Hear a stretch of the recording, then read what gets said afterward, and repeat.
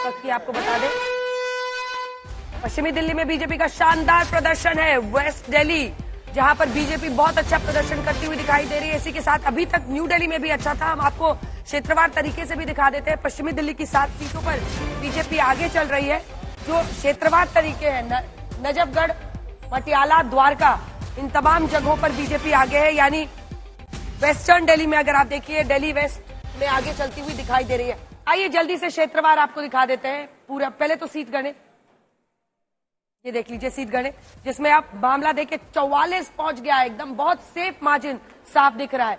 और वहीं पर दूसरी तरफ अगर हम आपको दिखाएं यहाँ पर क्षेत्रवार तरीके से, तो सबसे पहले चांदनी चौक का इलाका दिखाते हैं। चांदनी चौक में देखिए 6 सीटों पर आम आदमी पार्टी आगे है और यहाँ पर 4 सीटों पर बीजेपी आगे है। तो यहाँ पर क्लियर एज है आम आदमी पार्टी को। फिर पूर्वी दिल्ली में आइए।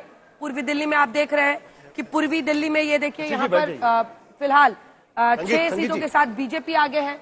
वहीं नई दिल्ली में अगर आप देखिए तो न्यू दिल्ली कंस्टिट्यूएंसी पूरा यहाँ पर बीजेपी को एज है। अब अरविंद केजरीवाल का इन्फ्लुएंस इसमें भी जो एक घटाव उसमें है वो दिख रहा है। हालांकि अपनी सीट पर वो फिलहाल आगे चल रहे हैं। 7 सीट्स पर बीजेपी है, जो कि पिछली बार अगर आप देखिए तो जो प्रदर्शन था वैसे ही 7 सीटें आगे बढ़ रही है। यहाँ पर सारी की सारी सीटें आम आदमी पार्टी की झोली में गई थी, 10 की 10 सीट। ये देखिए उत्तर पूर्वी दिल्ली, नॉर्थ ईस्ट में देखिए 5-5 बराबरी का मामला चल रहा है। आम आदमी पार्टी को 2 सीटों का नुकसान हो रहा है, वो 7 से 5 पे पहुंच रहे हैं और ये 3 से 5 पे 2 सीटों के फायदे पर बीजेपी दिख रही है। उत्तर पश्चिम दिल्ली जब आप देखते हैं तो यहाँ भारी बढ़त है, मतलब 1 सीट से 8 पर बीजेपी पहुंच रही है और 7 सीटों के नुकसान के साथ आम आदमी पार्टी 2 पर पहुंच रही है। दक्षिण दिल्ली अब आपको दिखा देते हैं। दक्षिण दिल्ली में देखिए क्या स्थिति है। 6 सीटों पर आम आदमी पार्टी, 3 सीटों का नुकसान, 4 की बढ़त दिखाई रही है। और ये मिल्कीपुर को लेकर बड़ी खबर इस वक्त आ रही है। आपको बता दें मिल्कीपुर में बीजेपी बड़ी जीत की ओर बढ़ती हुई दिखाई दे रही है। जीत का मार्जिन बहुत ज्यादा हो गया है। मिल्कीपुर में बीजेपी बड़ी जीत की ओर बढ़ रही है। कुछ देर पहले 17,000 के आसपास था, 22,000 हो गया है। 22,000 22,000 बड़ा सवाल मिल्कीपुर को लेकर इसीलिए रहा क्योंकि अयोध्या सीट, अयोध्या कहा नहीं जाता है, फैजाबाद लोकसभा सीट जब बीजेपी हारी उसके बाद से था कि क्या मिल्कीपुर से जो विधायक जो जाकर जीते थे वहां पर फैजाबाद की सीट को, उनको हराएगी अगर बीजेपी, तो क्या यहां पर वो बढ़त मिलेगी? अब देखिए बीजेपी के कैंडिडेट वहां पर चंद्रभान, वो आरती कर रहे हैं, भगवान का शुक्रिया अदा कर रहे हैं। अवधेश प्रसाद के बेटे अजीत प्रसाद यहां से चुनाव मैदान में थे, लेकिन जितनी बड़ी लीड हो गई है इस समय 22,122 8 राउंड हो चुके हैं के फासले से चंद्रभान पासवान आगे चल रहे हैं।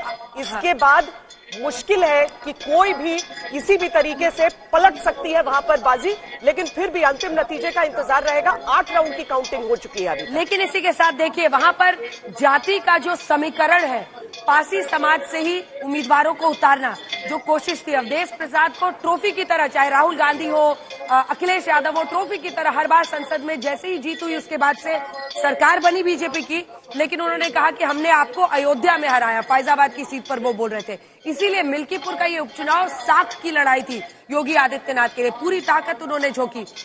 जो तमाम सवाल कुंभ को लेकर भी अखिलेश यादव लगातार उठा रहे थे, उन सब के बावजूद बीजेपी के लिए अगर इस तरह की वोटिंग हुई है तो एक बड़ी कामयाबी योगी आदित्यनाथ के लिए कहलाएगी। आमतौर पर उपचुनाव में सरकारी पार्टी जीत जाती है, लेकिन एक बड़ी खबर इस वक्त दिल्ली के रुझानों में बीजेपी काफी आगे निकल चुकी है।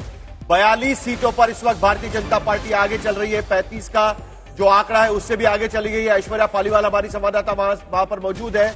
मोदी मोदी के नारे पहले से ही लगना शुरू हो चुका है। 27 साल के बाद भारतीय जनता पार्टी के सरकार के आसार इस वक्त बन रहे हैं। ऐश्वर्या पालीवाल, क्या स्थिति है वहां पर? बीजेपी थोड़ा जल्दी जश्न नहीं मना रही है, अभी भी शुरुआती ट्रेंड चल रहे हैं।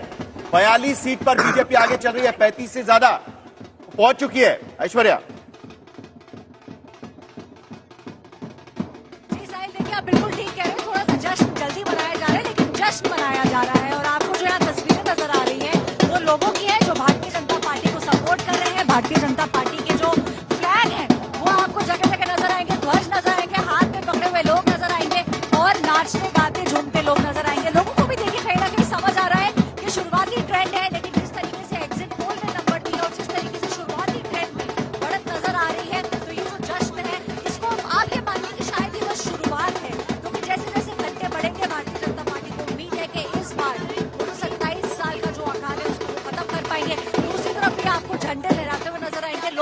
भारी तादाद में यहाँ पहुंच चुके हैं बाहर साहिल, और ये जो जश्न है इसकी तैयारियां की जा रही है। और एक बात और बता दूं, अगर भारतीय जनता पार्टी जीतती है तो जो हेडक्वार्टर्स है उसमें भी शाम को बड़ा जश्न मनाया जाएगा और प्रधानमंत्री नरेंद्र मोदी भी उस जश्न में शामिल होंगे। ऐश्वर्या, कल बड़ा दिलचस्प एक अजय आलोक ने मेरे शो पे कहा था कि कल हम लोग का 27वां खत्म होगा, और वही लगता है आज हो रहा है, क्योंकि अगर 27 साल से जो पार्टी इंतजार कर रही थी, एक वक्त पर सुषमा स्वराज यहाँ सीएम बनी थी और बार बार यही प्रश्न हम लोग करते थे कि आपके पास चेहरा कौन है, आपने दिल्ली में कोई बड़ा नेता अपना खड़ा ही नहीं किया, पीएम के फेस पे लड़े, और अगर यही रुझान नतीजों में तब्दील होते हैं तो एक बार फिर से पीएम के चेहरे पर मुहर दिल्ली में लगेगी।